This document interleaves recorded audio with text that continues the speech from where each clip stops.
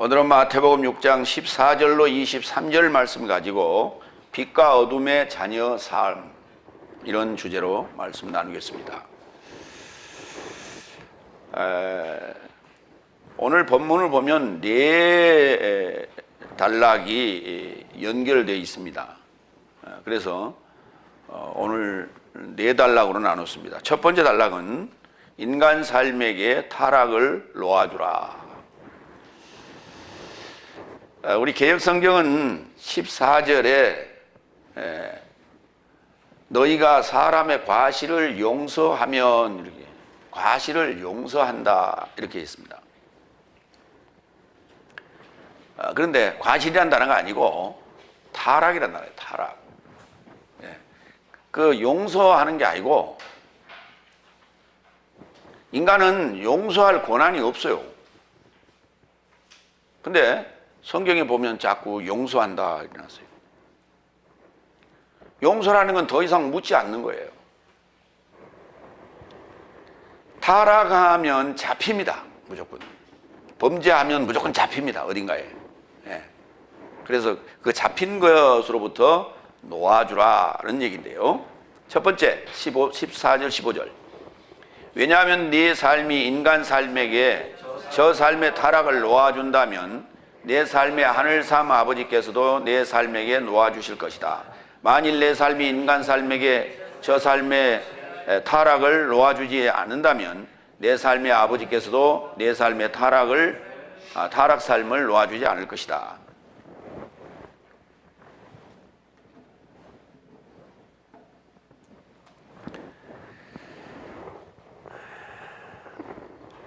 우리는 이 놓아주는 게 이제 주기도문에서 이미 언급이 됐습니다. 빚진 삶을 놓아준 것처럼 내 빚진 삶을 놓아주세요라고 하는 주기도와 연관성이 있다고 생각을 하시면 됩니다. 그러니까 우리가 빚진 삶이라고 하는 것은 죄를 지은 것에서 그 죄를 묵인하고, 죄를 탕감한 게 아니라 죄를 묵인하고 그 죄값을 치르도록 내보냈기 때문에 우리는 빚을 졌다라고 말하는 거예요. 그래서 그 빚을 우리가 빚으로부터의 노임을 받았기 때문에 우리 빚진 삶에게 놓아준 것처럼 내 빚진 삶을 놓아주십시오, 이렇게 이제 기도를 했는데, 이게 이제 타락이라고 하는 문제는 이제 그 문제하고 조금, 이건 이제 빚이라고 하는 문제는 죄라는 단어와 연관해서 근본적인 문제고, 타락이라는 문제는 인간의 이제 그보다 좀 차원이 낮은 단계를 우리가 이해를 하면 되겠습니다. 타락이라는 단어는 파라 푸토마라고 하는 단어를 쓰는데, 이 단어는 파라 피푸토라는 동사에서 옵니다.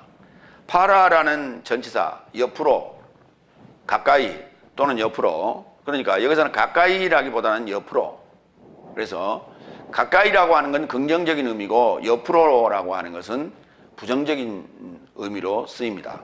그 부정적인 파라, 옆으로, 피푸토, 넘어졌다, 떨어지다. 그러니까 이게 어떤 그 탈선이, 그러냐, 탈선, 옆으로 자빠진 탈선, 잘못된 행위, 타락. 타락이란 말이 떨어졌다는 얘기, 잘못되어서 떨어졌다. 올바로 가던 철로에서 떨어졌다. 길에서 제대로 가다가 옆에 고랑창으로 처박혔다, 뭐 이런 거란 말이에요. 이런 걸 우리가 파라 피푸토 또는 명사로서는 파라 푸토마 이렇게 부르는 거예요. 이거 타락이죠. 탈선 또는 타락. 그러니까 타락, 네 삶이 인간 삶에게 저 타락한 어떤 그 상황을, 그거를 우리가 붙잡아 놨느냐, 놔주게, 그 말이에요. 그러니까 나하고 관계가 있는 사람도 있을 수 있고 나하고 관계가 없는 사람도 있을 수 있어요. 그렇지만 그가 타락한 인간이다 라고 할 때 그걸 정죄한다는 것은 묶어놓는다는 얘기예요. 묶어놓는다는 얘기고, 그것을 풀어준다는 얘기, 그걸 놓아준다는 얘기는 다시 어떤 재생의 길, 갱생의 길을 도모할 수 있도록 우리가 열어주는 거예요. 길을 열어주는 거예요. 그래서 이 아피엠이라고 하는 단어는 용서한다는 단어가 아니에요. 분리하여 내보낸다는 얘기입니다. 그러니까 어떤 카테고리 안에 가다 버리는 게 아니라 그 카테고리로부터 벗어나게 하는 거예요. 계속해서 지금 요즘 사회적으로 이슈가 되는 여러 가지 문제들이 많습니다. 그것을 계속해서 굴레를 씌워서 좌익이라는 굴레, 빨갱이라는 굴레, 여러 가지 굴레들이 있어요. 좌우 경합, 경쟁 관계에서 어떤 굴레를 자꾸 씌워놓는 거, 이것으로부터 그 굴레를 벗겨준다는 거예요. 이거를 아피엠이라고 하는 거예요. 용서는 아닙니다. 로마서 5장 13절로 18절까지 보겠습니다. 죄가 율법이 있기까지 세상 안에 있었으나 율법이 있지 않을 때에 죄가 인정되지 않았으나 오히려 아담부터 모세까지 아담의 범죄와 동일한 것으로 죄짓지 아니한 삶 위에도 사망이 통치하였으니 아담은 기대하는 자의 표본이다. 아담은, 다시 한번 읽어요. 아담은 기대하는 자의 표본이다. 그 말이 무슨 말이냐면, 아담은 오실 자의 표상이 아니고, 잘못된 말이에요. 오실 자는 단어가 아니에요. 기대한다는 단어예요. 이 멜로라는 단어를 썼는데, 온다는 단어는 에르코마이를 써야죠. 그리고 표본, 표상, 좋습니다. 같이 볼 수 있는데, 그러니까 아담부터 모세까지 아담의 범죄와 동일한 것으로 죄짓지 아니한 삶 위에도 사망이 통치를 했다고요. 그러니까 사람을 추구하면, 사람을 기대하면 사망이 통치한다 이 말이에요. 그러므로 사망이 통치하는 표본, 표상은 아담이라고요. 그러니까 사람을 추구하면, 다시 말해서 사람을 롤 모델로 삼고 산다면 사망이 왕노릇하게 돼 있다는 얘기예요. 15절, 오히려 타락과 같지 아니하고 이 은사와 같으니, 왜냐하면 한 사람의 타락으로 많은 삶이 죽었다면 더 많은 하나님의 은혜와 한 사람 그리스도 예수의 은혜 안에 선물이 많은 삶 속에 넘쳤느니라. 그러니까 아담과, 첫사람 아담과 둘째 아담 그리스도 예수에 대한 비교예요. 로마서 5장은. 그러니까 아담으로 말미암아 모든 사람이 타락하고 사망이 왕노릇하게 됐는데, 한 사람 그리스도 예수의 은혜로 말미암아, 그 은사로 말미암아 우리가 거기에서 살아났다 이 말이죠. 17절, 한 사람의 타락으로 사망이 한 사람으로 인하여 통치하였다면 더 많은 은혜와 의의 선물의 넘침을 취하는 삶이 한 분 그리스도 예수로 인하여 생명 안에서 통치할 것이다. 그런즉 아마도 한 사람으로 인하여 모든 사람 삶에 이르러 정죄에 이르고자 함같이 한 의로운 행동으로 인하여 모든 삶에 이르고자 생명의 의로움에 이르고자 함같다. 그러니까 한 사람 아담 때문에 정죄에 이르게 됐고, 그리스도 예수의 의로운 행동 때문에 생명의 의로움에 이르게 됐다 라고 하는 거예요. 그러니까 우리가 어렸을 때 이제 동화책을 보고 동화책을 보고 그 다음 단계가 이제 위인전인데, 위인전을 이제 국내 위인들 또는 세계 위인들, 뭐 동서양의 위인들을 이제 구분해서 우리가 책들을 이제 갖다가 주죠. 그래서 그들 그 중에서 내 마음속에 어떤 인물을 롤 모델로 삼고 인생을 살아가는 것이죠. 근데 그 중에 예수님도 있어요. 위인전 속에. 그런데 그 예수님을 나의 롤 모델로 삼는 어린이들은 거의 없어요. 왜냐하면 예수님의 그걸 읽어보면요, 예수님께서 십자가에 죽으시거든요. 고통당하고. 그렇기 때문에 그 부분 때문에 예수님을 롤 모델로 삼는 이는 그렇게 많지는 않습니다. 되게 위대한 인물들을 이제 다른 인물들을 롤 모델로 삼게 되는데, 그렇게 된다면 사망이 왕노릇하게 된다는 얘기예요. 예. 그래서 인간들은 거의가 다 인생들은 위대한 인간들을 롤 모델로 삼고, 그러다가 이제 실패하고 깨지고 터지고 이제 교회에 나와서 예수님을 믿게 됩니다. 그러면서도 예수님을 롤 모델로 삼지 않아요. 예수님 같이 나는 안 살겠다는 거예요. 예수님을 믿기는 믿는데 나는 예수님처럼 살기 싫다. 바울처럼 살기 싫다. 베드로처럼 살기는 싫대요. 그러면서 천국은 가고 싶대. 그걸 지금 이게 꼬집고 있는 것이 로마서 5장이라고 보시면 됩니다. 거기에 타락이라는 단어가 수없이 등장해요. 히브리서 6장 4절로 6절. 왜냐하면 한 번 조명받은 삶, 하늘에 연결된 선물에서 경건한 삶과 성령의 동반자 된 삶과 하나님의 좋은 말씀이나 내세의 능력을 경험하고 타락한 삶을 회개에 이르고자 다시 새롭게 할 수 없나니 저 삶 스스로 하나님의 아들을 다시 십자가에 못 박는 실수를 보여주었습니다. 우리가 첫사람 아담의 정죄의 삶, 다시 말해 사망이 왕노릇하는 삶에서 생명의 의로운 삶으로 탈바꿈되는 과정들을 이렇게 썼어요. 한 번 조명을 받은 삶, 하늘에 연결된 선물에서 경건한 삶, 성령의 동반자 된 삶, 하나님의 좋은 말씀이나 내세의 능력을 경험한 한 삶, 이렇게 있어요. 이런 삶이 타락을 또 했다면 그 말이에요. 타락을 했다면 그때부터 이러한 죄에서 벗어난 의로운 생명의 의로운 삶이 되었다는 것은 그때부터 우리의 시민권이 하늘에 있게 되는 거예요. 그때부터 내 생명의 의로운 삶의 주관자, 다시 말해서 나의 생명권을 가지고 계신 분은 하나님께로 이첩이 된 거예요. 그전에는 우리가 사람으로 살 때는 우리가 의로운 삶으로 살 때도 주민등록증은 있어요. 주민등록 번호도 있고. 그러나 우리의 시민권이 이제 또 하나 생겼다 이 말이에요. 이중국적이 된 거예요. 근데 사람으로 살 때는 결국은 누구에게 있었느냐? 사단에게 있었다는 얘기예요. 사단에게 있었어요. 그래서 그 사단의 어둠으로부터 벗어나게 하는 이가 누구냐 하면 그리스도 예수신데,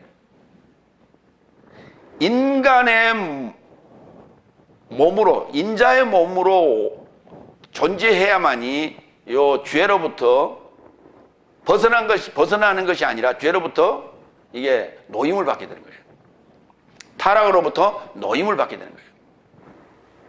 그러니까 타락한 것도 인간의 모습이요, 타락으로부터 노임을 받는 것도, 죄로부터 노임을 받는 것도, 빛으로부터 노임을 받는 것도 인간의 모습이에요. 근데 그 이유는 신분이 하늘의 사람으로 바뀌는 거예요. 이 하늘의 사람으로 바뀌었는데 그 상황에서 다시 타락한다면 그 말이에요. 다시 타락한다면 그에게는 다시 새롭게 할 수 있는 재생의 기회가 없다. 그러니까 히브리서에 보면은 예수님께서 단번에 우리의 죄로부터 놓이게 한 거예요. 그게. 근데 그러고 난 다음에 또 타락했다면 다시 두 번째 죄로부터 놓이는 일은 없다.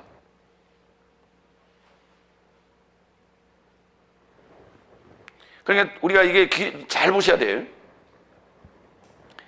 사람으로 살다가, 죄인으로 살다가 죄로부터 노임을 받는 그 기회는 사람을 통해서 그 기회를 얻게 됩니다. 그래서 죄로부터 놓였으면 그 다음부터 우리의 신분은 하늘에 이제 입적이 되는 거예요. 하늘에 나의 시민권이 기록이 되는 거예요. 그때부터는 주관자가 누구냐면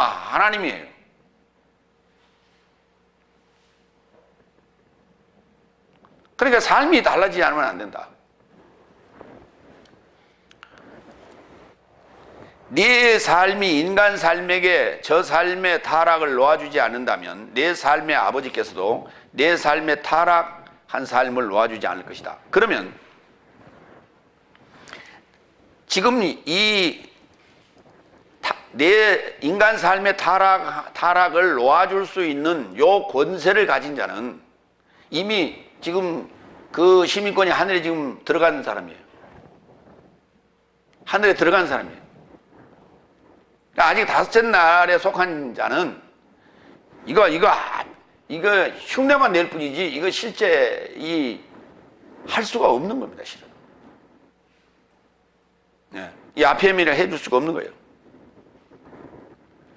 여기 지금 타락이라는 단어도 나오고 범죄라는 단어도 나왔는데, 타락이라는 단어는 조금 전에 우리가 살펴봤어요. 파라푸토마. 다 같이 파라푸토마.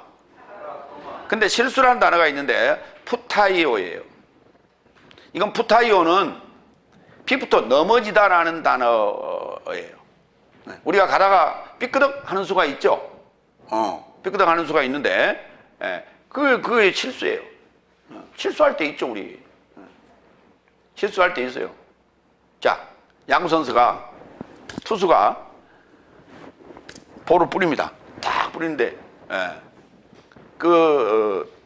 베이스볼, 정해진, 플레이트 위를 지나가야 돼. 그렇죠? 그래야 되는데, 잘못해가지고 말이죠. 우리는 이제 빈볼십이라고 하는데, 그 타자를 때리는 수가 있어요. 근데 타자를 또 의도적으로 때리는 수도 있죠. 근데 의도적으로, 때리면 싸움이 일어납니다. 패싸움이 일어나게 되는데, 그걸 우리가 빈볼십이라고 하는데, 그렇지 않고 여기서 저 거리를 이게 계속 던지다 보면요, 야차하는 순간에 이게 나갈 수가 있어요. 왜? 커브를 던지다 보면 그게 실수거든요, 사실은. 실수예요. 그 자체를 타락이라고 말할 수는 없잖아요. 그거 실수입니다. 범죄, 파라바시스. 바시스, 곁으로 발을 디뎠다는 거예요. 야, 거기 발을 디뎌서는 안 되지. 발을 빨리 빼라. 그러니까 그쪽에 잘못된 곳에 발을 디뎠다. 이게 파라바시스, 범죄죠. 거기로부터, 그러니까 타락이나 실수나 범죄로부터 우리가, 또는 죄나 빚으로부터 노임을 받아야 돼요. 수동태요. 내가 그 사람이 놓아주는 게 아니라 노임을 받아야 되는데, 노임을 받을 수 있는 상황에 이르러야 된다. 이게 여섯째 날, 일곱째 날에 들어간 자만이 가능하다. 이 일을 해줄 수 있다. 마태복음 12장 30절로 32절 봅니다. 나와 결합하고 있지 아니하는 자는 나를 반대하는 자요, 나와 결합하여 모으지 아니하는 자는 나 해치는 자이니라. 그런즉 내가 네 삶에게 말한다. 모든 죄와 모독은 인간 삶에게 노임을 받되 성령에 대한 모독은 인간 삶에게 노임을 받지 못하겠고, 또 누가 인자에 역행하여 말씀을 언급한다면 그에게 노임을 받되 누가 성령에 역행하여 언급한다면 이 현세와 오는 내세에도 그에게 노임을 받지 못할 것이다. 자, 무슨 말이냐? 지금 조금 전에 제가 했던 얘기예요. 다섯째 날 사역자에게, 그때 다섯째 날에 속한 자가 죄를 짓고 그 다음에 신성 모독을 했다 치더라도 인간 삶에게 노임을 받을 수 있다고요. 그때는 노임을 받을 수가 있어요. 왜? 죄를 지어도 죄인이고 신성 모독해도 죄인이에요.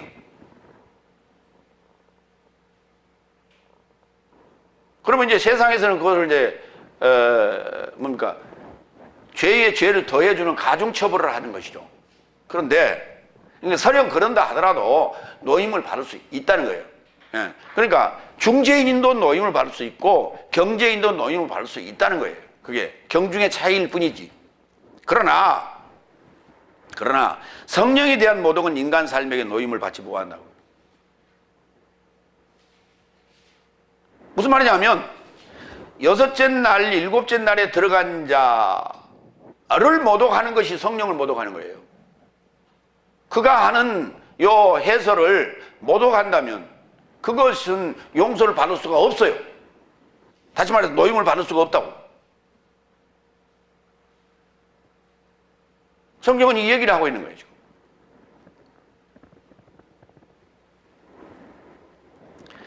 바꿔서 얘기하면 여섯째 날, 일곱째 날에 속한 자가 성령을 모독했다면 그는 다시 새롭게 할 수가 없다고, 새롭게 될 수가 없다고.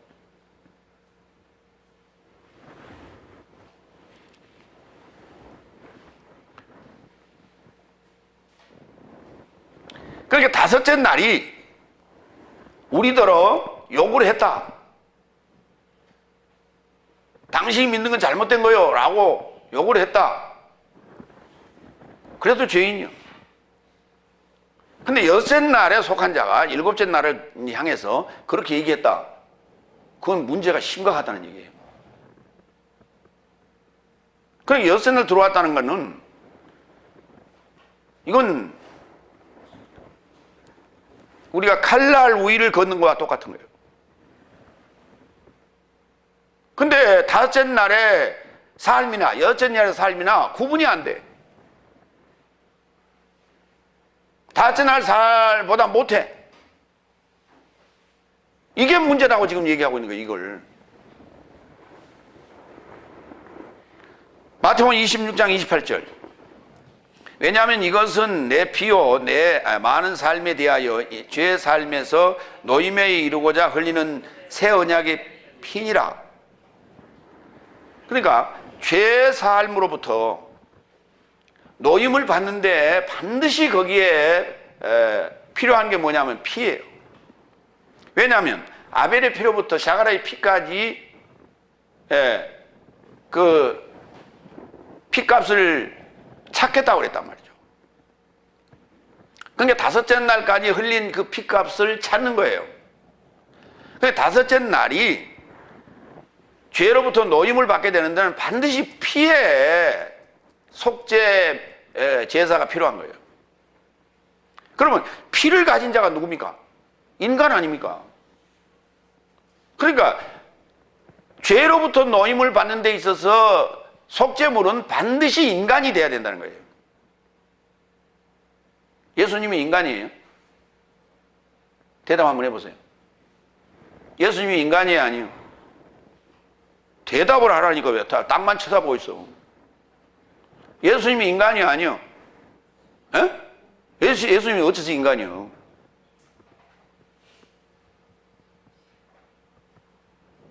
예수님이 인간이 아니라니까. 예수님은 죽을 수도 없고 피를 흘릴 수도 없는 분이에요. 예수님이 내 안에서 탄생을 해서 나와 함께 십자가에 올라가야 피를 흘려요. 이해가 되십니까? 그러니까 자꾸 속죄라고 우리가 습관이 돼서 그렇게 말하는데, 죄로부터 노임을 받는 것은, 죄 노임은 반드시 인간이 그 값을 치러야 되는 거예요. 왜? 아담의 죄가, 사망이 왕노라는 요 죄가 인간이 지은 죄거든요. 그 인간이 지은 죄니까 인간의 피로서 그것을 갚는 겁니다. 그래야만이 죄로부터 노임을 받게 되는 거예요.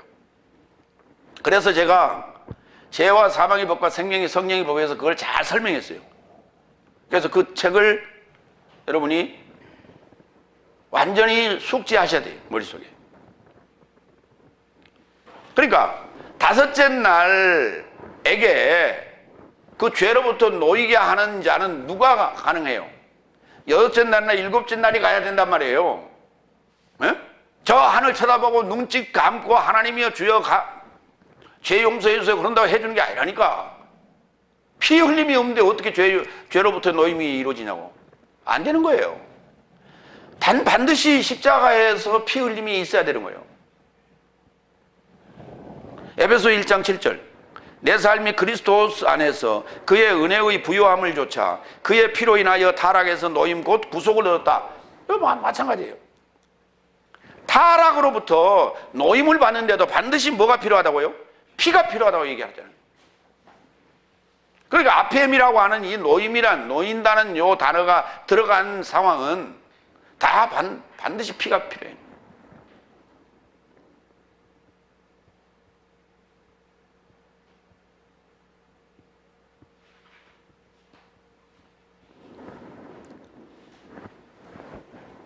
두 번째, 금식으로 갑니다.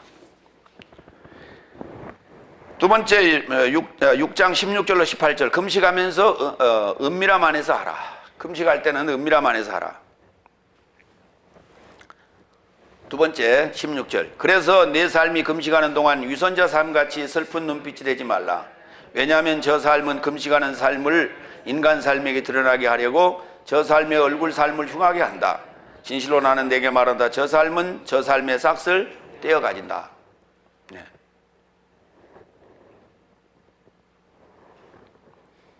이 떼어 가진다라는 단어가 수없이 지금 언급이 되죠. 산상수훈에서. 산상수훈에서. 예. 아포디돔이라는 단어예요. 갚다는 단어가 아닙니다. 이 단어를 갚다라고 번역을 했는데, 예. 여기서 그러면 저 삶은 저 삶의 삭을 갚은다고요? 말이 되지 않죠.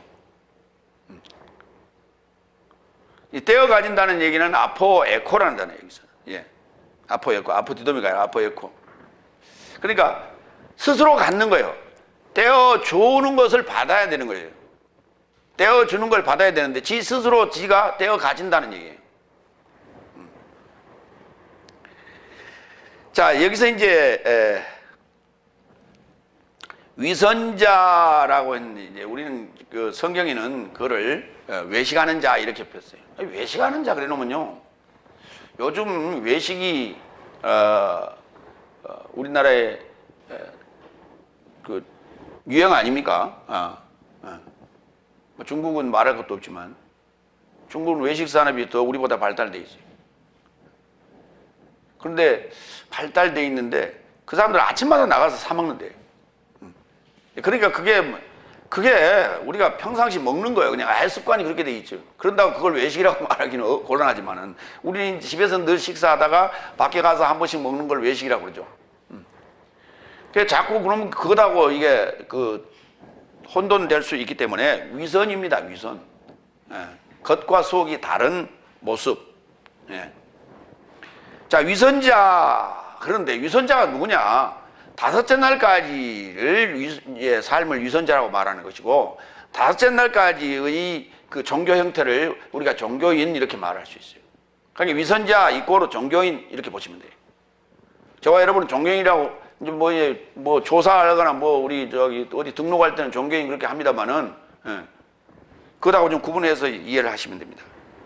위선자 곧 종교인 삶의 금식에 대한 이해. 그들은 삼배 옷을 입고 죄를 뒤집어 쓰고 슬픈 눈빛을 하고 흉한 얼굴을 하여 사람들 앞에 드러내고자 하는 것이다. 그러니까 자기가 하는 일에 대해서 반드시 이렇게 표를 내고 티를 낸다 하는 거예요. 그래서 그 위선자 삶의 형태, 금식하는 형태를 지금 예수님께서 설명을 지금 합니다. 다섯째 날의 종교인의 형태, 금식하는 형태는 이러이러하다. 그러니까 그렇게 하지 말라. 그것은 이미 자기의 삭을 스스로가 떼어서 가진 것이다. 마태복음 9장 14절 금식에 대해서 좀 살펴봅니다. 그때 요한네스의 제자 삶이 그에게 나와 이르되 내 삶과 바리새인 삶은 자주 금식하는데 어찌하여 당신의 제자 삶은 금식하지 않습니까? 라고 물었어요. 그러니까 금식이라는 것이 다섯째 날 삶에 있어서 아주 습관적으로 상습적으로 행해지는 신앙의 행태 중에 하나였다고요. 지금도 다섯째 날에게는 뻐끗하면 금식하죠. 예, 저는 아침 금식합니다. 저 뭐 일주일 뭐 작정 금식합니다. 3일 금식합니다. 뭐 이런 거 하잖아요. 마찬가지로 그게 그때만 있는 게 아니라 지금 다섯째 날에 행해지는 거예요. 지금. 근데 저는 여러분에게 금식하세요 그런 얘기 안 하죠.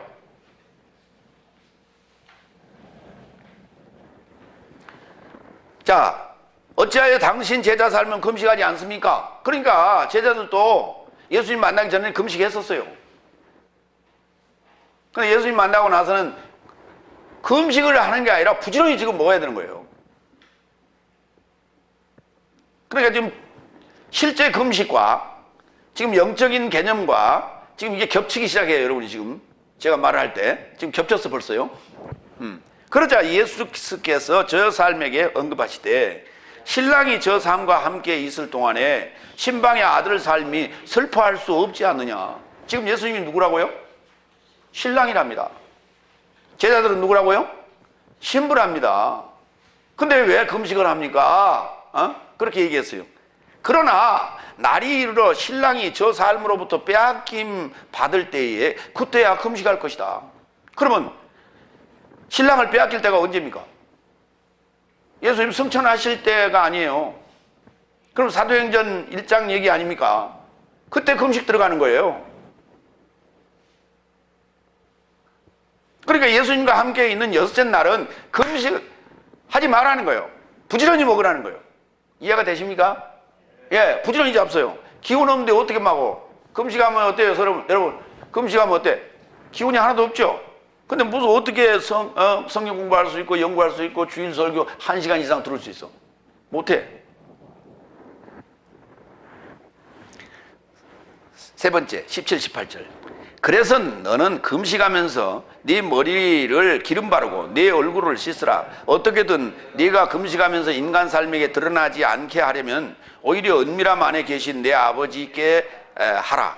그러면 은밀함 안에서 보시는 내 아버지께서 드러남 안에서 내게 떼어주실 것이다. 요 끝에 이것만 지금 우리가 눈에 들어오면 안 돼. 떼어주실 것이다. 뭘 한턱 내신다고. 금식하면서 머리에 기름을 바르고요, 얼굴을 씻으라고요. 그러면 여러분, 얼굴 씻고 화장하고 기름 바르면 뭐예요, 여러분? 뭐 할 때 얼굴 씻고 머리에 기름 발라요? 화장하고 기름 발라요? 나가려고요. 집에 계실 양반이 얼굴 씻고 화장하고 기름 발라요? 집에 있을 사람이? 오늘 집에 쉬고 싶다. 그러면요, 가서 그냥 대충 얼굴만 씻고 이만 좀 닦고 그러고 그냥 있잖아요, 집에. 그러니까 아니 금식하는 사람이 이렇게 돌아다녀요? 이렇게 쌩쌩해? 아까 제가 여섯째 날은 부지런히 먹으라고 그랬죠. 이틀치를 먹어야 되는 거예요. 이틀치를 먹고 일곱째 날에는 금식하는 거예요.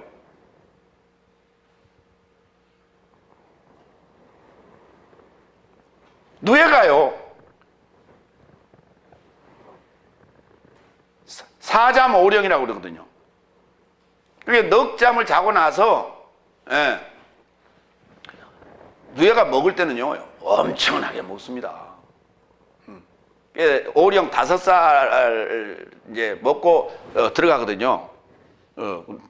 번데기가 되기 위해서 이제 그 고치를 만들어 들어가게 되는데,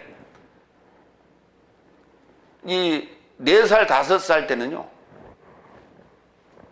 그 뽕나무를 아예 나무를 잘라다가 가지를 잘라다가 갖다가 놉니다. 어렸을 때는 그걸 잘라다가 잎을 따다가 잘라가지고 이렇게 뿌려줍니다. 그런데 4살 5살 때는요 그냥 그 뽕나무 가지를 잘라다가 가지채 그냥 올려놓습니다. 그러면요 누에들이 그 뽕잎을 먹는데요, 이렇게 들어보면요 비가 오는 것 같아요. 소나기 쏟아지는 것 같아요.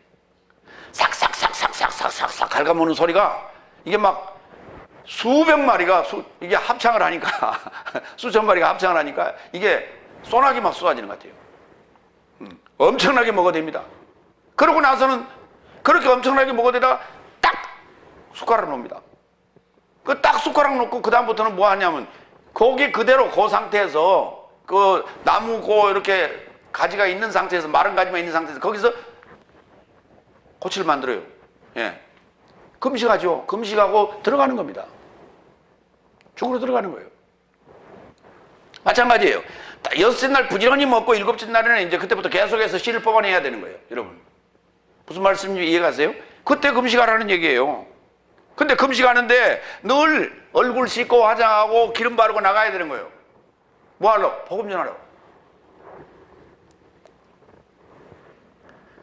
금식에 대한 정의를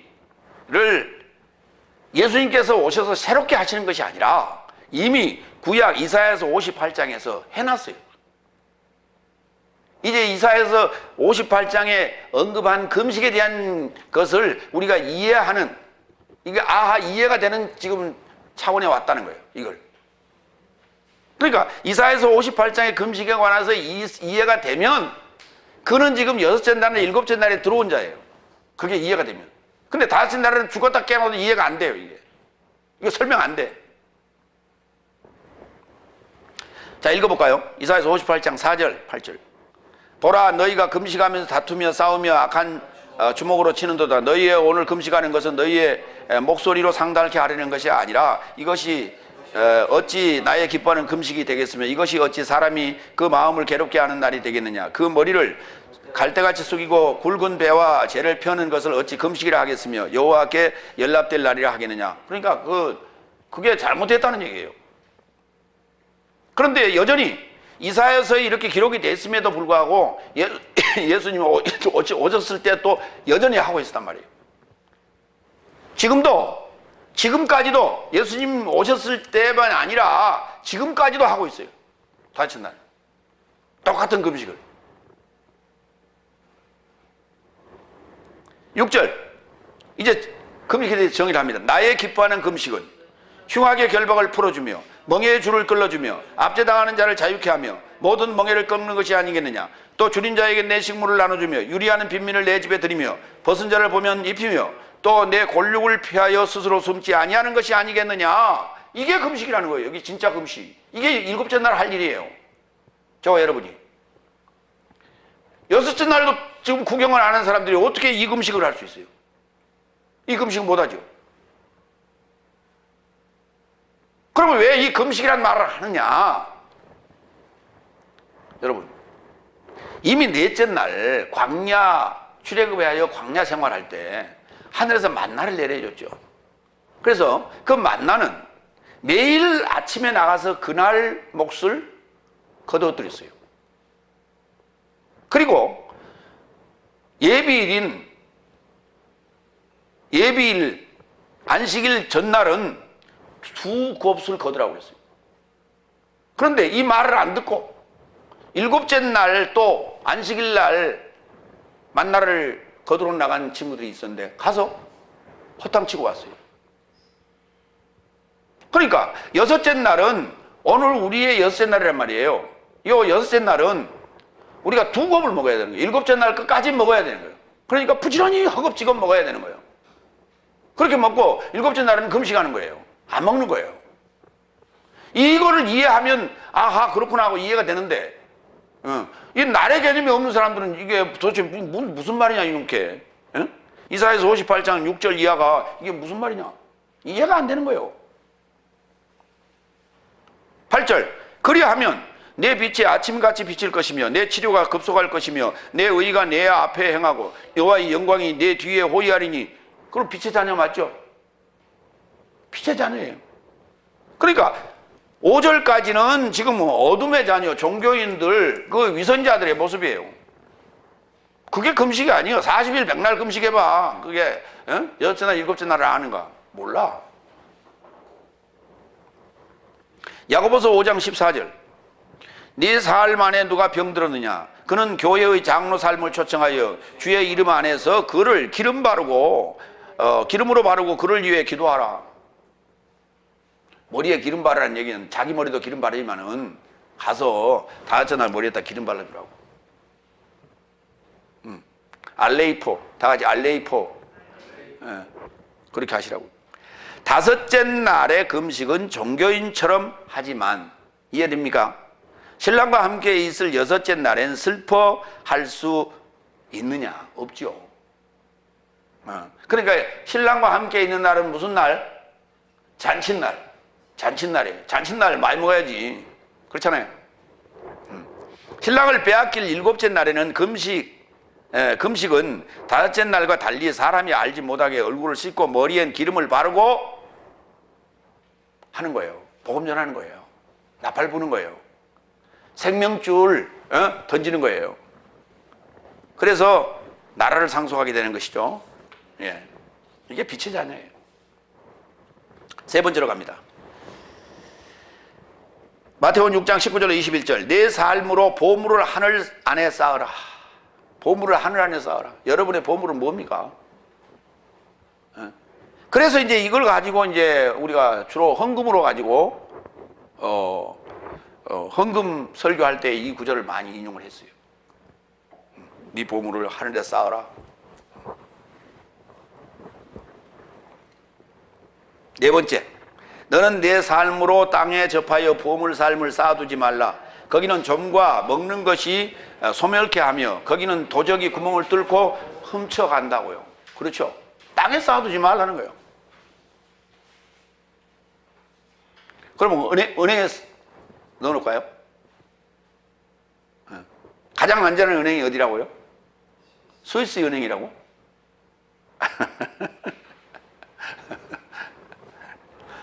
그런데 거기도 땅이요. 스위스 은행도. 자, 보물이라는 단어가요. 헬라어로는 데사우로스라고 그래요. 다 같이 데사우로스. 근데 쌓다는 단어는 데사우리조라고 그래요. 그러니까 쌓은 게 뭐냐면 보물이에요. 여러분, 간혹 교회 할아버지나 할머니들이 그 쓰레기를 쓰레기랄까 뭐라 그래 이렇게 재활용품들 막 잔뜩 쌓아놓은 거 봤죠. 예. 근데 그것도요 병이나 아니면 굴이나 이런 것들을 좀 쌓아놨으면 그거는 진짜 보물이요. 예. 그런데 종이도 괜찮아요. 그렇죠? 예.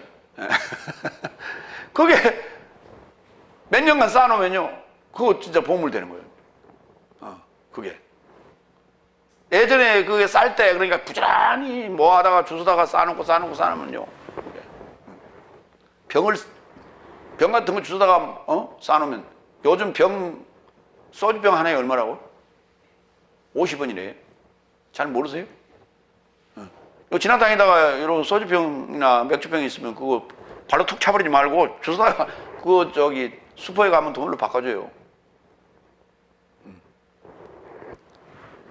그러니까 재활용품 주스러 다니시는 분들 그 병 보면 아주 그냥 횡재하는 거예요. 그날 병 몇 개만 주스면. 보물. 야고보서 5장 1절로 6절. 자, 이제 부한 삶이여 오라. 그러니까 보물을 많이 쌓은 사람들은 어때요? 부한 사람들 맞죠? 부한 삶이여 오라. 임박한 내 곤고함 삶과 연관하여 부르짖어 울라.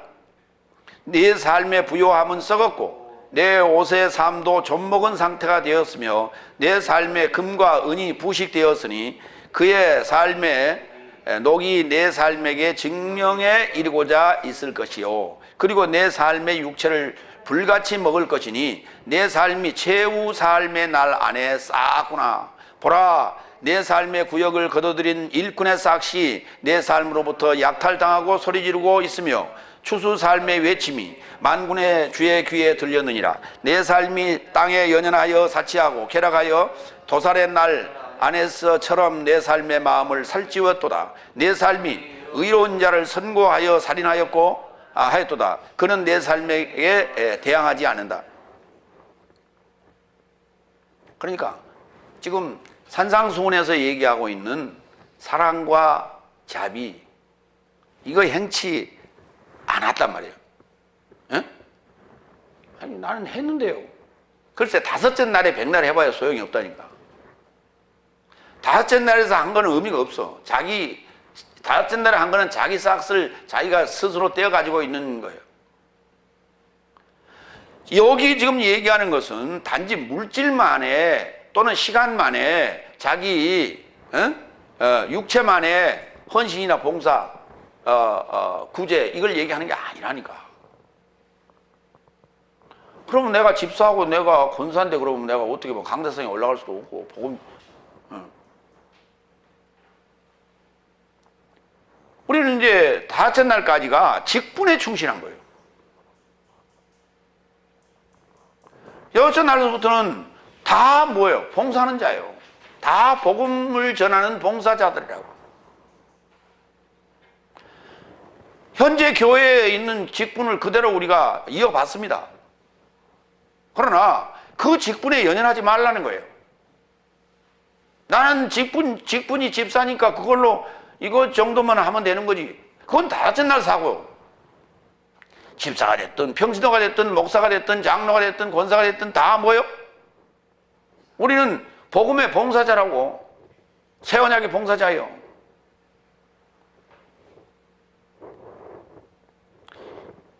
요 삶을 여섯째 날이나 일곱째 날 삶을 살지 않았다면 야고보서 5장 1절에서 6절에 해당되는 부한자예요.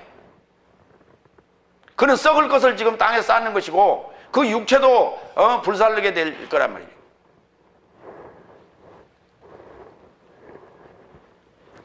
땅에 우리가 보물을 쌓는다는 것과 하늘에 보물을 쌓는다는 건 뭐냐? 생각의 차이예요. 낮은 생각이냐, 높은 생각이냐. 사랑과 자비와 타락을 놓아줄 수 있는 그러한 마음 자세를 가지고 있는 자냐, 이해는 이해, 눈에는 눈, 이런 생각을 가지고 있는 자냐. 다시 말해서 다섯째 날이냐 여섯째나 일곱째 날이냐 이 차이예요. 알지 못하는데 뭘 어떻게 합니까? 아는 만큼 하는 거지. 다섯 번째 20절 21절. 그래서 너는 내 삶으로 하늘 안에 보물을 쌓아두라. 거기는 좀이나 먹을 것이 소멸케 하지 못하며 거기는 도적이 뚫고 훔쳐가지도 못한다. 거기에 네 삶의 보물이 있으니 그곳에 내 삶의 마음도 있을 것이다. 마음. 이거 중요한 게 마음이에요. 마음이 해야 돼요. 마음이. 마태복음 2장 11절. 그리고 저 삶은 집에 이르고자 와서 그의 모친 마리아와 결합한 훈유가를 알아보았고 엎드려 그에게 경배하였다. 그리고 저 삶의 보물 삶을 열어 그에게 예물로 금과 유향과 모략을 드렸다. 그러니까 최초의 하늘에 보물을 쌓은 자들이에요. 동방박사들.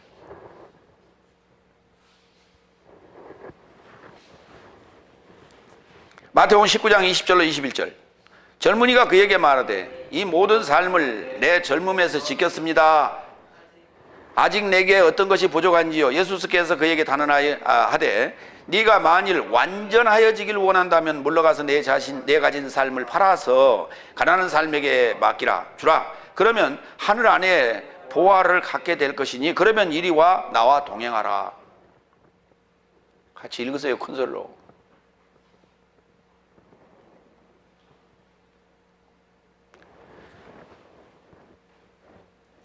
어떻게 하면 내가 영생을 받겠습니까? 라고 물었어요. 이 젊은이가. 그랬더니 예수님께서 계명을 얘기했어요. 계명이라고 하는 것은 뭐냐면 우리가 이걸 지킨다고 그러는데 계명을 지킨다고 그러는데 율법을 지킨다 계명을 지킨다고 그러는데 율법을 지킨다 계명을 지킨다라는데 그 율법 계명을 준수할 수 없어요. 준수하기 어려워요. 왜? 죄인이기 때문에. 이미 그 율법의 계명을 범한 자들입니다. 그런데도 우리는 지킨다고 말을 한단 말이에요. 계명을 지킨다, 율법을 지킨다 그런단 말이에요. 여기서도 지금 내가 젊었을 때 지켰습니다 그래요. 이 청년이. 이 말은 무슨 말이냐면 다섯째 날까지가 옥살이에요. 감옥살이라고. 감옥이라고 하는 것은요 두 가지 기능을 합니다. 하나는 자유를 뺏어버리는 옥살이에요. 또 하나는 남으로부터 다른 사람으로부터 죽임을 당할 수 있는 것을 막아주는 방어막이에요. 예를 들어 봅시다.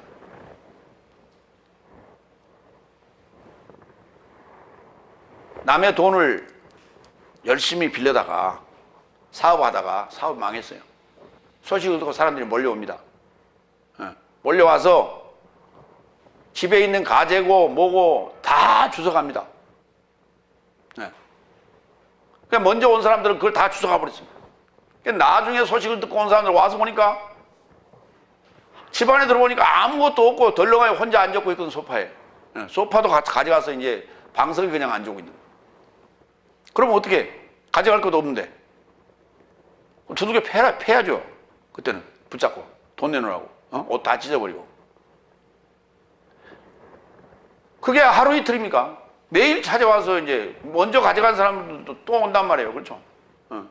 그래 뭐 뒤에 온 사람들하고 합세하고 와서 맨날 돈 내놓으라고 괴롭히고 맨날 전화하고 돌 던지고 유리창 다 깨고 살 수가 있어요, 없어요?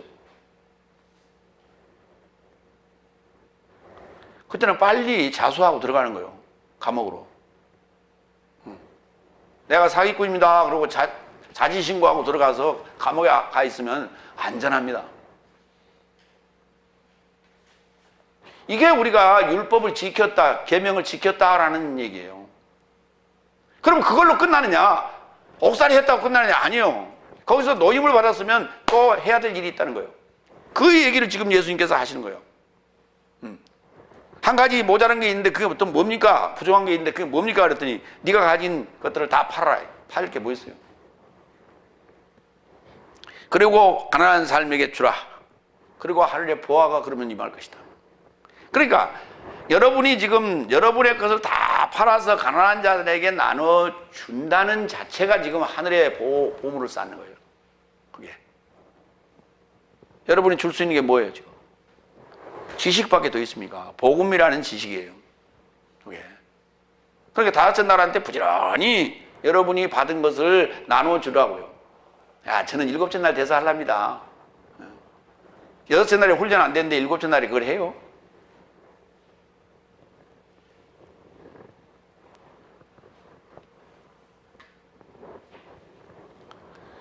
우리가 엄벙덤벙 할 때 뭔 일을 하는 거예요.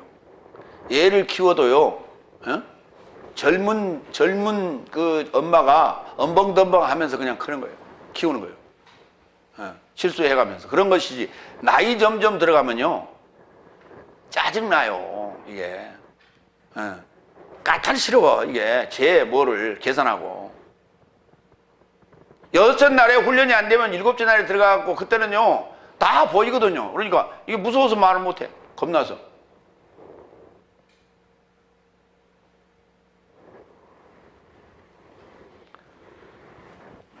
고린도후서 4장 6절로 7절. 어두움에서 빛이 비칠 것을 언급하시던 그 하나님께서 그리스도스 예수스의 얼굴 안에 있는 하나님의 영광의 지식의 광채를 향하여 내 삶의 마음 안에 비쳤다. 자, 거기까지. 굉장히 어렵게 돼 있어요. 되게 어렵게 썼어요. 어둠에서 빛이 내 마음 안에 비쳤다고요. 뭐 하라고? 하나님의 영광의 지식의 광채를 향하도록. 그러니까 빛이 내 마음에 비쳤다는 말은 무슨 말이냐면 하나님의 영광의 지식이 광채로 발산될 수 있도록. 빛이 뭐냐? 지식이라니까요. 광채가 지식이라니까요. 보물이 지식이라니까. 그게 내 마음으로 담아서 나가는 거예요. 이게. 7절. 내 삶은 이 보물을 질그릇 안에 갖고 있으니 이는 능력의 탁월함이 내 삶에서 나지 아니하고 하나님의 소유로 있게 하려 함이다. 내가 한 게 아니라니까. 내가 주는 게 아니에요. 내가 주는 게 아닌데, 성경은 예수님이 뭐라 해서 네 가진 것을 팔아서 그러잖아요. 네 가진 것을 팔아서, 네가 갖고 있는 거 그거 네 게 아닌데 그거 팔아서 가난한 자들에게 나눠주라고. 그럼 더 좋은 보물이 너에게 임할 거라고. 골로새서 2장 1절로 3절.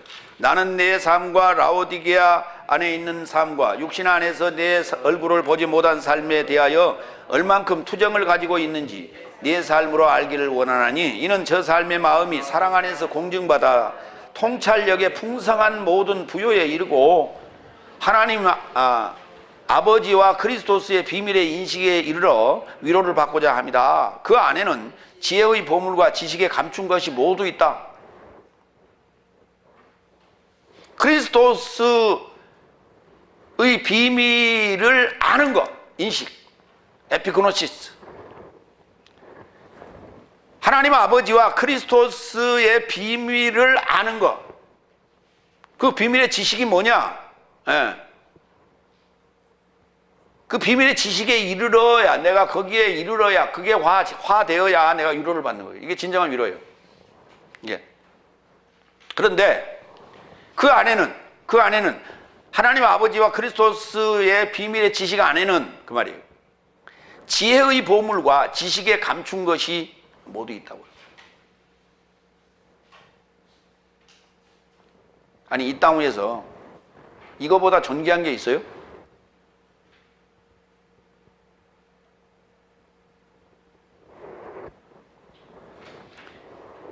저기 호주에는요, 그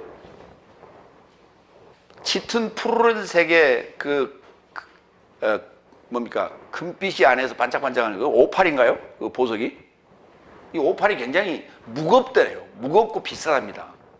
그런데 그게 호주에서 나는데, 그 호주 지역에서 사막인데, 이게 낮에는요 50도 이상 올라간답니다. 거기서 그걸 작업하기가 어렵대요. 그래서 한동안 폐쇄를 했다가 또 그걸 허락을 했는데, 그러니까 거기 사는 사람들이요 전부 다 지하에다가 전부 다 그 거주할 수 있는 방들을 만들어 놓고 거기 사는 거예요. 뭐 지상에서는 살 수가 없어요. 그러니까 값진 것을 얻기 위해서는, 그런 값진 것이 존재하는 곳은 그렇게 인간의 살기에 악조건들이에요. 결코 평범한 곳에서 아주 값진 것을 우리가 얻지 못하도록 만들어놨어요, 하나님이. 그러니까 하나님 나라의 이 값진 이 보물도 우리가 이거를 얻는 데 있어서, 가지는 데 있어서 결코 단순하고 보통의 노력으로 얻을 수 없도록 만들어놨어요.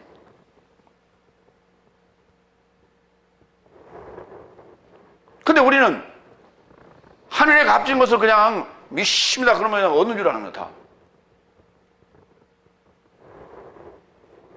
그렇게 얻으면은 다섯째 날에 그 수많은, 지금 우리 한국에 지금 교회가 몇 개인 줄 아십니까? 교회가 4만이 넘는답니다. 교회가 편의점보다 많대. 이렇게 교회가 많을 이유가 뭐가 있어요? 그냥 이미 기존에 있던 대형교회에 나와서 거기서 믿습니다 그래갖고 보물 다 얻어가지고 다 만세 부르고 나가면 되는 거지. 굳이 그 많은 교회를 만들 필요가 있고 그 수많은 목회자들을 우리가 양육할 필요가 뭐가 있어요? 여기 가도 비밀이 풀리지 않고 저기 가도 비밀이 풀리지 않으니까 이 교회 저기들이 막 있는 거예요. 그게.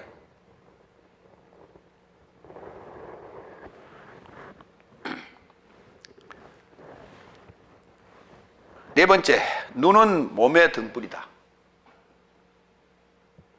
그러니까 중요한 게 이게 눈이 좋아야 돼. 눈이 밝아야 돼. 그러니까 이게 눈에는 근시가 있고 원시가 있는데, 원시인들은 근시였을까 원시였을까? 대답 한번 해보세요.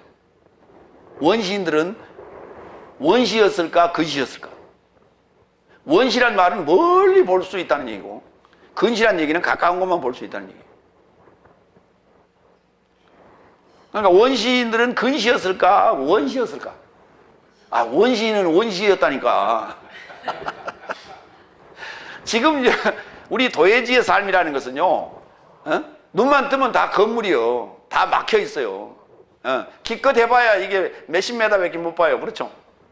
그러니까 멀리 보는 이 눈이 훈련이 안 돼 있어요. 이게 요 안에 이 눈이 멀리 보면은 이게 쭉 밀어야 되거든.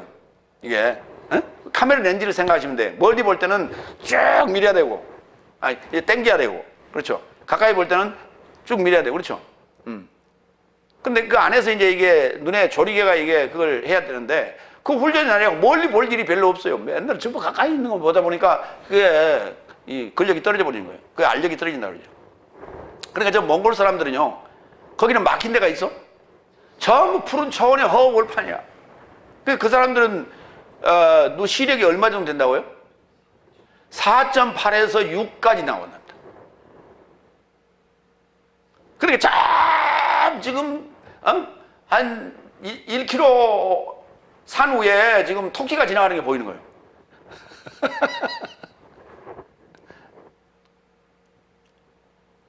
우리는요, 보통 눈이 시력이 얼마 나와? 1.5에서 2. 그렇죠? 네. 저쪽이 이탈리아인가 보니까 거기 보니까 2점 몇 나온 사람이 있더라고요.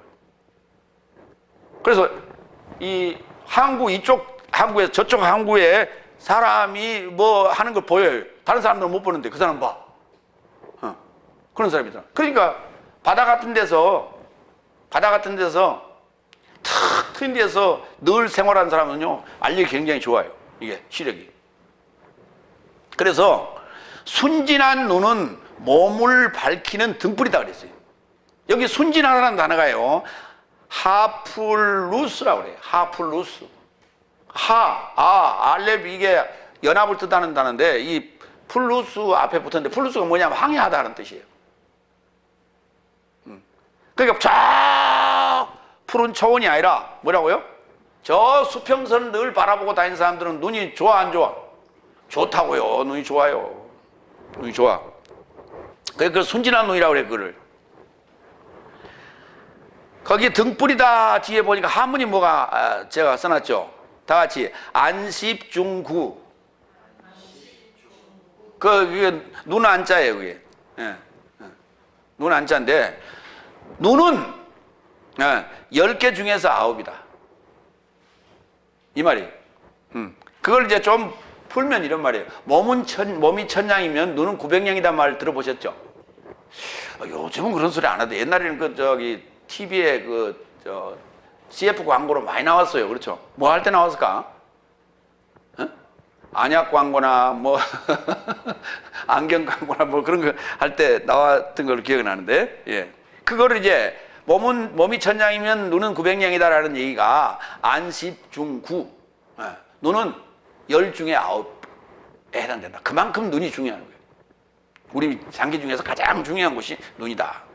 그래서 눈은 이 혼백이 거하는 곳이다. 혼백의 장소다라고 이 무속에서는 그렇게 얘기를 해요. 그리고 관상학적으로는 보지 못하는 사람이 있죠. 눈 못 뜨는 사람. 소경 관상을 안 봐준대요. 왜? 눈을 보는 거예요. 관상을 보는데 관상쟁이가 눈을 보는 거예요. 얼굴 윤곽을 보고 뭐라고 하죠. 그런데 사실은 눈을 보는 거예요. 눈이 그만큼 중요하다는 거예요. 눈이 맑다는 얘기는 영혼이 맑다는 얘기예요. 그런데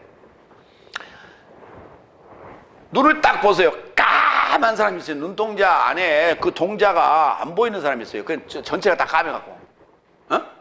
아니 흰자 부위는 놔두고 요 동그라미만, 이게 까만 사람이 있어요. 진짜 씨앗까매. 그래서 안에 그게 구분이 안 되는 사람이 있어요. 그 영이 좀 어두워요. 보면 그런 사람들 진짜 늘 뭐에 귀신에 휘둘리고 잡히고 그래요. 그게 실제 눈도 그렇다니까. 그러니까 결국은 이제 눈이 그렇게 안 좋은 사람들은 마음의 눈을 밝혀야죠. 밝게 만들어야죠. 그렇죠. 이걸 밝게 만들어야 되는 거예요. 로마서 8장 12절로 13절. 그런즉 형제 삶아 내 삶이 빚진 자 삶이라도 육신을 따라 살 육신이 아니다. 보세요. 빚진 자 삶이지만은 뭐 한다고요? 육신을 따라 살면 안 된다니까요. 나는 평생 빚쟁이로 산다. 한 번도 저축을 해가지고 이렇게 통장을 제대로 갖거나 그렇게 통장은 있지, 월급봉투 통장. 그런데 쌓아놓고 산 적이 없어. 왜? 평생 집 한 채 사가지고 그거 갚느라고 전부 마이너스 맨날. 그래서 나는 빚쟁이 인생이야. 그래서 나는 죽으라고 일해야 돼 라고 말한다 하더라도 나는 육신을 따라 살 육신이 아니라는 거예요. 그렇게 생각하는 사람들한테 내가 얘기하고 있는 거예요. 그 빚은 아니지만 왜냐하면 네 삶이 육신을 따라 산다면 죽기를 기대하는 것이다. 그 죽기밖에 더 하겠어? 그게 무슨 소망이 있어요? 그러나 영의 몸의 행실을 죽이면 살 것이다. 이게 지금 눈이 밝은 거예요. 바로 영이라고 하는 것이 너 몸의 등불이란 말이에요. 이게. 그러니까 영안이든 육안이든 다 좋아야 돼. 눈이 안경을 썼다고 해서 눈이 나쁜 게 아니에요. 안경을 썼어도 영안이 좋으면 본 거를 놓치지 않아요. 우리는 보고 잊어버려. 그렇죠? 들어도 잊어버려. 뭐가 중요한지를 알아야지. 뭐가 중요한디? 뭐가 중요한디? 뭘 몰라. 이게 눈이 흐린 거예요. 눈이 흐리멍텅해. 그러니까 뭘 일러줘도, 뭘 보여줘도 들어도 들은 척, 보아도 모른 척. 그런 자들을 우리가 동태눈깔이라고 그래요. 동태눈깔. 흐리멍텅해가지고. 총기가 없어. 총명해야 되는데. 반짝반짝 빛나야 되는데. 안경을 써가지고요, 한 치 앞도 잘 못 보지만은, 이 총명해야 된단 말이야. 반짝반짝 빛나야 돼. 뭔 얘기를 들으면. 그 사람은 눈이 좋다고 그런 거예요. 지금 육안의 눈을 얘기하는 게 아니라. 근데 광고를 내도, 전단지를 봐도, 죄와 사망의 법과 생명의 성령의 법, 당신은 뭐 어느 나라 법으로 살고 있습니까? 이런 거 줘도, 이게 도대체 무엇이요? 이거. 동체 눈깔들이. 계시록 21장 22절로 23절. 그리고 나는 그녀 안에서 성전을 알아보지 못하였으니, 그녀가 뭐냐면 성을 얘기하는 거예요. 예루살렘 성. 왜냐하면 주 하나님 전능하신 이와 희생양이 그 성의 성전이시다.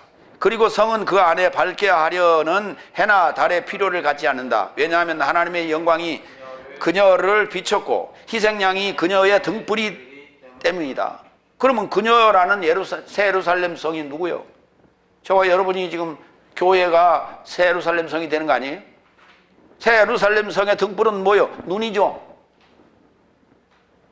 몸의 등불. 눈이란 말이에요. 그러니까 나의 눈은 뭐가 돼야 돼? 나의 눈이 내 몸을 밝히는 등불이 되려면 얘는 이 라이트가 쌍라이트가 이게 뭐가 돼야 돼? 예수님이 돼야죠. 예수님의 눈을 가져야 한단 말이에요. 그걸 우리가 영안 그렇게 불러. 영안 그러니까요. 아이고 내가 입신해가지고 그냥 저기 천국 갔더니 천국이 4층으로 돼 있더래. 지금 서울 장안에서 그런 것을 얘기하는 곳이 있더라고. 입신을 해가지고 들어갔더니 천국이 4군데로 돼 있더래. 1,000층, 2,000층, 3,000층. 그 다음에 낙원이 하나 있더래. 그 낙원은 뭐 하는 곳이냐 했더니, 낙원도 보니까 엄청 좋더래. 근데 낙원은 뭐 하는 곳이냐 했더니 1,000층, 2,000층, 3,000층 가는 사람들 대기 장소 내지는 거기 머물 사람들. 그러면 거기 그 머물 사람들은 어느 정도냐? 어떤 자들이냐 그랬더니 신앙생활 하면서요.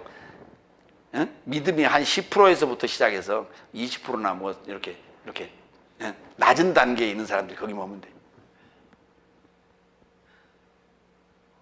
그러니까 그런 얘기 들으면 굉장히 위로가 되죠. 나는 이제 믿었는데 아이고 나는 그래도 낙원은 들어가겠구나.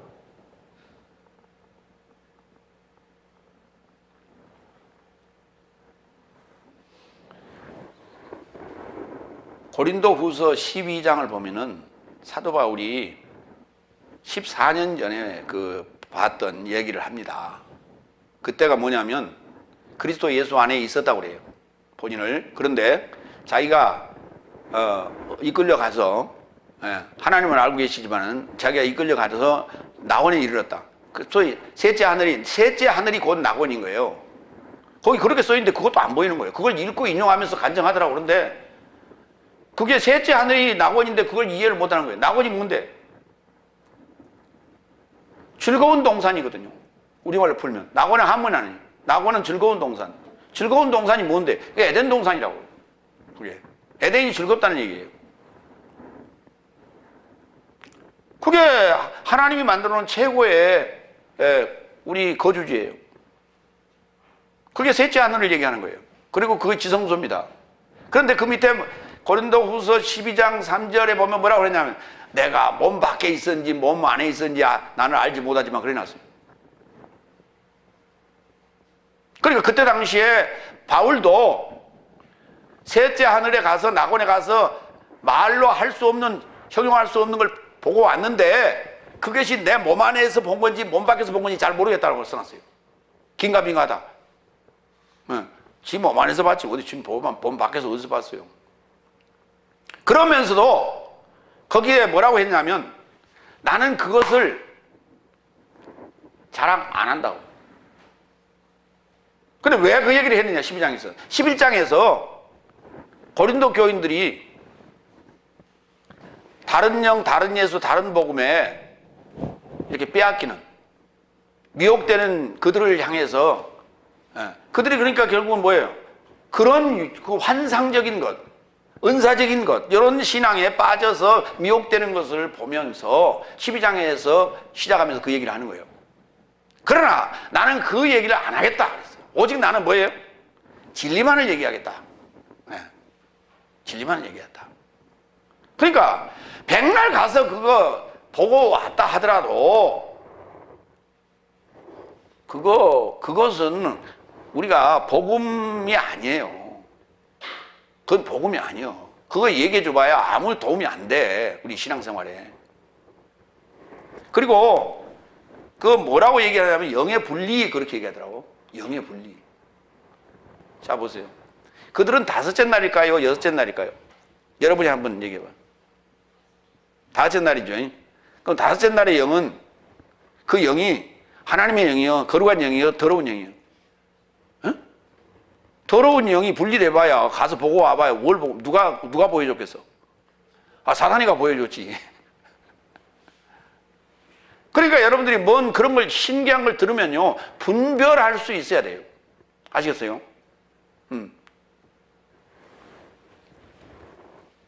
일곱 번째 23절.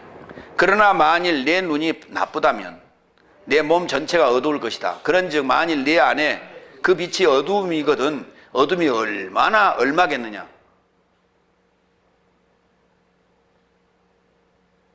그러니까 어둠 안에 있을 때는요 그러니까 어둠 안에 있으니까 그런 거 보여주지. 우리에게는 그렇게 보여줄 필요가 있어 없어? 뭐할 필요가 있어? 그러니까 여섯째 날인지 다섯째 날인지 알 수 있는 테스트하는 방법은 간단해. 성경 몇 군데만 물어보면 바로 답이 나와. 그건 모르는데 무슨 성경도 모르는데 가서 보고 온들 뭔 소용이 있어? 그렇잖아요.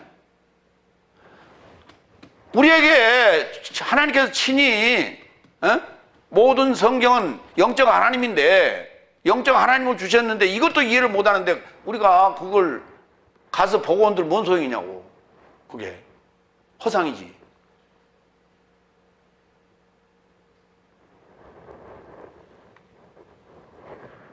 이게 뭐냐면 눈이 나쁜 거예요. 눈이 나쁜 거. 눈이. 아니, 눈 뭐 하라고 줬어요, 우리에게? 어? 여러분, 우리 신앙인에게 눈 뭐 하라고 줬어요? 눈 감으라고 줬어요? 성경 보라고 줬어요? 그렇지, 성경 보라고 줬지.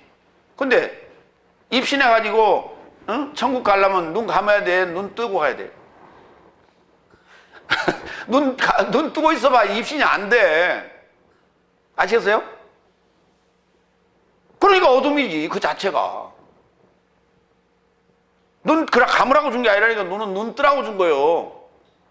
그 눈 뜬 눈을 지금 몸에 등불이라고 하는 거지, 감은 눈을 몸에 등불이라고 안 한다니까. 여러분, 라이트를 켠 게 지금 뜬 눈이요, 감은 눈이요? 차에 헤드라이트를, 라이트를 켠 게 뜬 눈이요, 감은 눈이요? 뜬 눈. 그러면 헤드라이트 껐어. 감은 눈이요, 뜬 눈이요? 그래, 감은 눈. 그러면 검은 눈이 감은 눈이요, 흰 눈이요?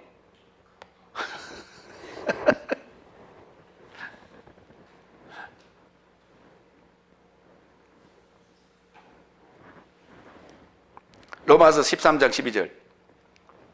밤이 지나치고 낮이 가까웠으니, 다섯째 날이 지나고 여섯째 날이 가까웠으니, 일곱째 날이 가까웠으니. 이해가 되십니까? 예. 그렇게 보여야 돼, 이게. 예. 아니, 밤이 지나고 낮이 가까웠으니. 그걸 왜 써놨어요? 당연히 밤이 지나면 낮이 가까운 거 뻔히 아는데, 그걸 뭐하러 써놨어요, 일단? 그 얘기를 하려고 써놨어요? 밤이 지나고 낮이 가까웠으니 네 삶이 어둠의 일을 벗고 빛의 갑옷을 입자. 그러면 밤이라고 하는 것이 이거 벗어 제치면은 이제 낮이 오는데, 그렇죠? 그러면 보세요.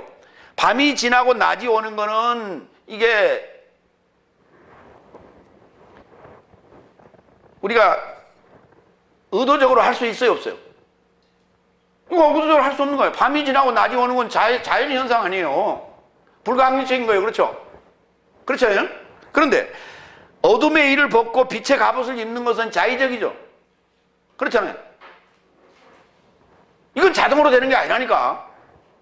그러니까 어둠의 일을 벗고 빛의 갑옷을 입는 것이 자의적인 행동이라면 밤이 지나고 낮이 가까운 것 같은 말이란 말이에요, 이게. 그러니까 밤이 지나고 낮이 오는 것은 자연의 법칙처럼 당연히 가야 되는 얘기라는 얘기예요. 반드시 그렇게 가야 될 원리다. 이게 하나님이 주신 원리다. 그러나 그 원리지만은 우리에게 적용할 때는 반드시 나의 노력이 필요하다는 거예요. 이해가 되십니까? 그것을 어둠을 벗고 빛의 갑옷을 입자. 이거는 수고와 노력과 내 의지가 필요해. 의지력이. 그러나 하나님이 우리에게 그거를 주실 때는, 법칙을 주실 때는 자연의 순리의 법칙과 같이 그렇게 이해하도록 줬어요. 그래서 앞에는 그렇게 쓰고 뒤에는 우리 의지적인 요소를 거기다 가미하도록 해놨어요. 그러므로 야고보는 뭐라고 그랬어? 행함이 없는 믿음은 죽은 믿음이라고 그랬죠. 맞는 얘기지. 당연히 믿는데 행함이 어디가 안 따라가. 말이 안 되지. 교회 나와서 믿게 됐죠. 말씀 들음으로 믿게 됐죠. 근데 교회도 안 나오고 교회 나와서도 맨날 졸고 앉았고, 그런데 그게 그 행함이 있어 없어? 안 조는 거요. 그거요, 은사예요. 설교 들으면서 안 조는 거 은사라고. 대단한 은사. 아직 설교가 안 끝났는데 성경을 잠그는 사람은 뭐예요? 자고 싶다는 얘기예요? 에베소 5장 8절로 11절. 왜냐하면 네 삶은 전에는 어둠이더니 이제는 주 안에서 빛이니.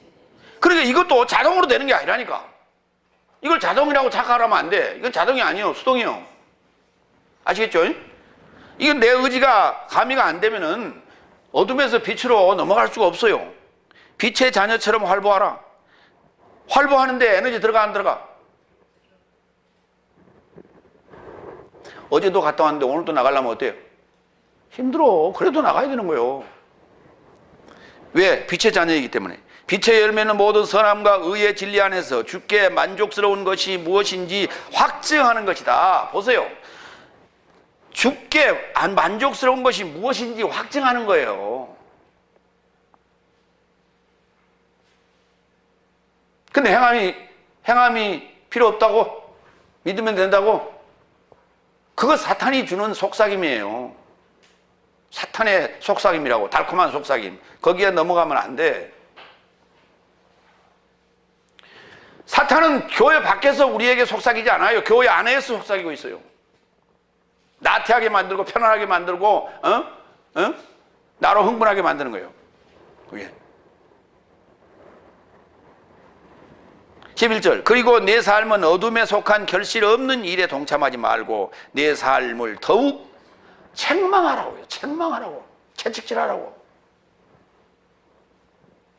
말리는 달에 채찍을 가하라고.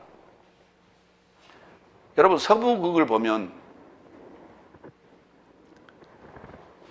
말을 타고 가는 그 기수가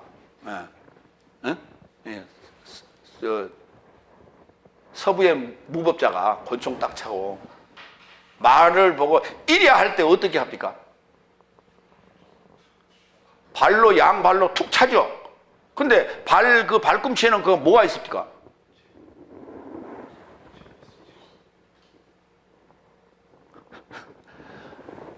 우리 원형 톱 있죠? 이 도는 톱 있죠? 그런 톱 같은 게 달려있잖아, 양쪽에. 저기, 바람개비 같은 게, 쇠로 만든 게. 그러면 가지고 쿡 찌르는 거예요. 양쪽 배를 자극시키는 거예요. 그러면 툭 튄다니까, 빨리 하라고. 그런 거 하면 또 어때요? 채찍으로 가지고 이리 때리고 저리 때리고 이리 때리고 저리 때리고 막 그러죠? 잘 달리는데도 보니까, 그렇죠? 이게 말이요, 지치니까 입에서 거품을 내는데요. 이 거품이 말 앞다리, 가슴팍 이런 데요 잔뜩 끼더라고. 이게 거품이 허옇게. 우리 왜 바다에 가면 바닷가에 거품이 있죠? 이 거품처럼 온 말 그 앞에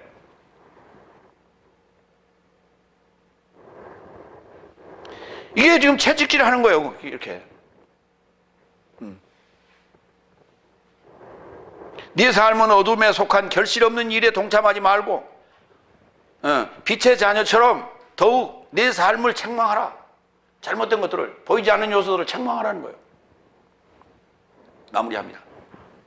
타락한 삶을 놓아주고 지혜의 보물을 하늘에 쌓으며 신랑을 빼앗길 때에 금식하는 빛의 자녀와 반대로 정죄하고 땅에 부의 마음을 두고 종교인의 모습으로 사람 앞에 드러내는 육신의 삶을 사는 어둠의 자녀 삶의 비교예요. 지금 요 네 가지가 다. 여러분은 뭘 선택을 하실 거예요? 여러분의 현명한 선택을 기대합니다. 기도하겠습니다.